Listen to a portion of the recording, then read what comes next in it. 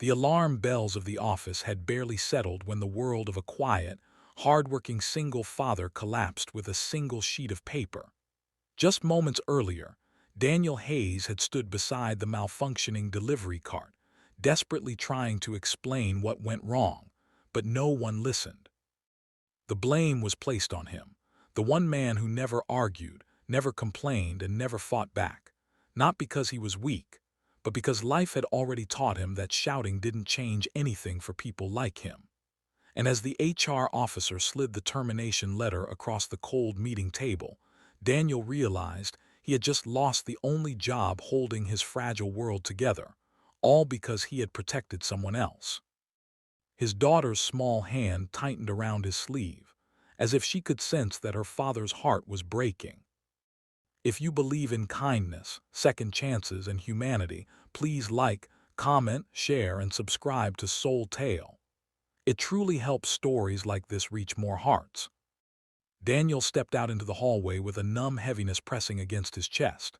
His uniform suddenly felt heavier, his breath shorter, and every step echoed with the weight of responsibility he carried alone. Emily, his 8-year-old daughter with hopeful eyes and a pink backpack, looked up at him with the innocence of someone who still believed her father was strong enough to survive anything.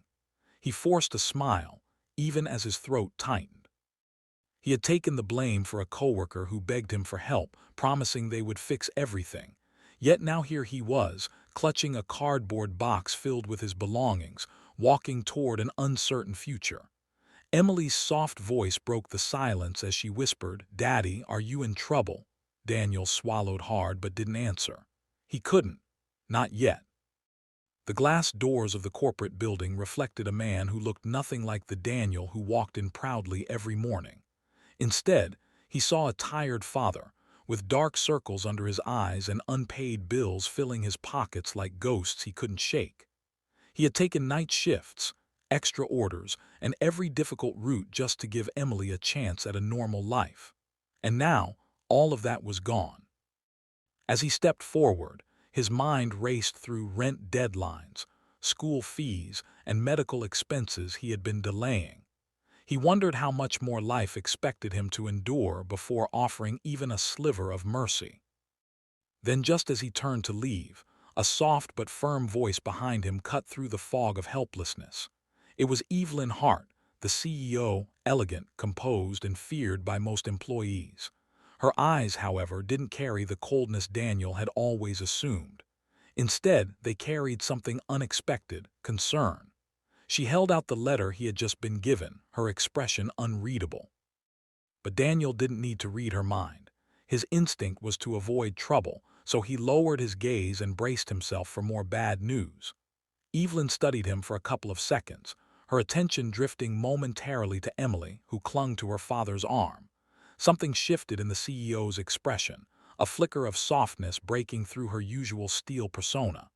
Daniel stood frozen, his pulse thundering as she simply whispered, "Come with me." He hesitated. Men like him didn't get second chances, especially not from someone like her. But something in her tone made him follow, despite the humiliation burning inside him. She led them through the long hallway and into a quiet office far from the chaos of the main floor. Daniel had never stepped inside this side of the building. It belonged to the people who made decisions, not those who carried boxes and delivered documents. Emily looked around curiously, her eyes catching the toys placed neatly in the corner, as if this office often welcomed children. Evelyn gently motioned for Emily to sit, then closed the door with a seriousness that made Daniel's breath hitch. In a calm, steady voice, she asked him what had really happened. And for the first time in a long time, Daniel allowed himself to speak honestly. He told her about the coworker he defended, the malfunctioning equipment he had reported weeks earlier, and the fear of losing his only source of income. As he talked, something inside him cracked. He admitted how hard it had been since losing his wife, how Emily depended entirely on him, and how he kept going only because quitting wasn't an option. Evelyn listened quietly, her expression softening with each word. When he finished, he lowered his head, ashamed of the tears forming in his eyes. But Evelyn didn't judge him, not even for a second. Instead, she revealed that she had already reviewed the security footage after hearing about the incident. She knew he wasn't at fault. She knew he had taken the blame to protect someone else. And more importantly, she knew the coworker had done it deliberately. Daniel stared at her in disbelief, the room spinning slightly as relief and shock collided inside him.